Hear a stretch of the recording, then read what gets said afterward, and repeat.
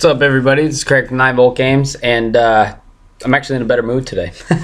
Today's video, the sole purpose of this video is it is a review to BallinNick's video of what kind of collector are you, and it's an interesting concept actually, which you have for the video. So first off, before I answer, I'm gonna tell you, well, ask you, if you mind if I put this on the site, and maybe I'll take some of the other responses that you get, I'll put them underneath my response with your original video, so everybody can get views on it. And I really think it's I think it's an awesome thing that you're doing. So anyways, what kind of collector am I? Well, I'm glad you asked. Me and I can pretty much speak for Dan over at my site. We collect kind of the same way.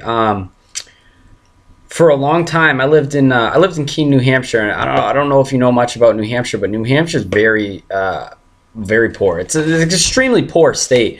So I mean, really, if you want games and you're working there and you're 18, 19, even if you're 16, whatever, unless your family's got money, it's pretty much play a game, trade it in to get another one. So GameStop was totally welcome at that place. But I lived there for a long time, man, and when I had one game, like your collection at max at a time was 4 games. So you played the shit out of every game that you had.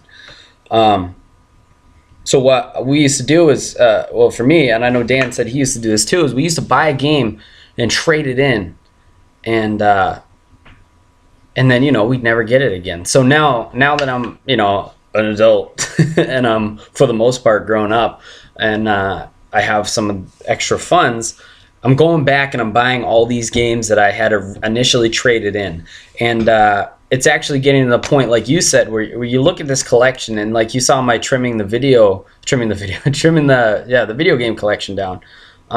There's some games, man, that I go through, I absolutely don't need. You know what I mean? Like, I know you said like ones like you'll pick up a game just because you'll be like, I've never heard of it before, or it's from this company, and then you'll never play it. For me, it's kind of the opposite, because I'm actually very standoffish about newer titles unless I'm hearing like great praise about them, which is kind of one of my faults in this. But I have to be introduced to a new saga. But anyways, it's a game. I'll go and I'll see a game like for $5, and it'll be something that I completely played the shit out of, and I'll buy it, and I'll be like, oh, you know what? I'm gonna put this in the collection. It looks good, but I'll never touch it again. It's like what I bought 4 games. What I buy, Breath of Fire, Dragon Quarter. I didn't beat that game. I played it back in the day, and for some reason my brain's like, hey, if you buy this, it's only $4.99. Maybe you'll play it again someday. I won't. I will never play that game again. But I have Dragon Quarter for some reason. I also did that with Mortal Kombat Shaolin Monks. I unlocked every single thing in that game. And I feel like I'm like, you know what? I'm gonna buy another copy of it now that I can, and I'm gonna have it in my collection because I want people to know it's a good game. Who the fuck's gonna know it's a good game unless I'm actually like making a video about it or doing something? You know what I mean? Like it's at my house. Nobody really sees anything at my house. The only person who comes over is Dan, and we have like the same size collection, and we have this very similar taste in games. So.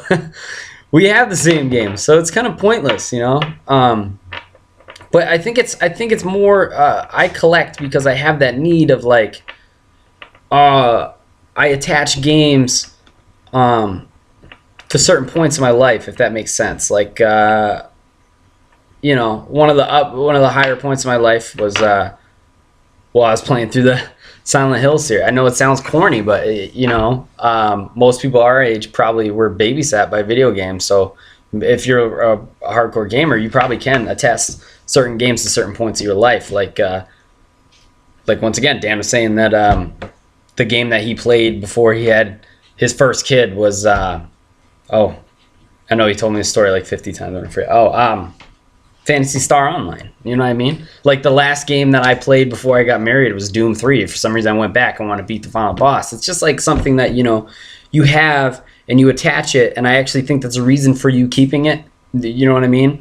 So you want to go back and get it, although you'll never go and play it again. I mean, hell, we could all have GameFly. Like that's what it's for, But that's what I do, man. I just buy games because they're things that I once had, and I had to trade in, you know, and I didn't necessarily want to, but now that I have them, like, what am I going to do with them, you know?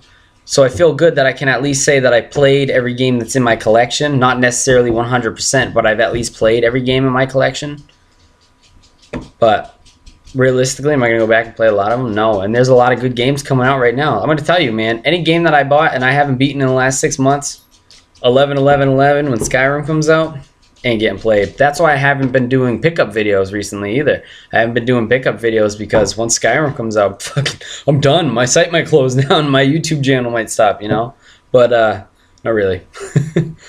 But yeah, that's what I do to collect. And now, like you said with your video, it's getting to the point where, you know, you're just going to have to take them in bulk and start getting rid of them. And then you feel like you get a weight off your shoulders. But the only problem with me with that is, like I said, the type of collector I am, I'm going to get rid of these games, and then it's going to come time where I get rid of them, and I'm going to be like, do I really want to let this go? It took me so long to come back and find this game for so cheap. You know what I mean? And the other thing is, if it's a game that you pick up and you play it and you're like, man, this is shit, and it ain't worth shit, is it really worth giving it back? You know? That's why I got that throwaway pile downstairs. Nobody wants buying a Commando for the 360, but I have it. I mean, I got it. It's not a game I'm actually proud to have. I think I might do a video of me lighting that on fire, actually. And then we'll do another video the next day. It'll magically be back in my collection. I fucking hate that game. I hate that game so much. But yeah. So I collect as a need to have an attachment to something. I don't know. Something weird. I'm no psychologist. But yeah, that's why I collect, man. It's just the shit that I had in the past, and I just want it back again. So technically, I'm recollecting, which makes it worse. Oh, here's the worst thing. Oh my god, this one was bad. The collection thing is probably so bad because back in the day when you wanted to play games in New Hampshire, like Dan said he did this too down in Connecticut, if you had a 360, I mean, I was past that at this point. If you had like an Xbox, okay, say you're deep in Morrowind, okay, and then Devil May Cry 3 is coming out for the PS2. You don't have a PS2? We traded system for system. I lost so much money that way.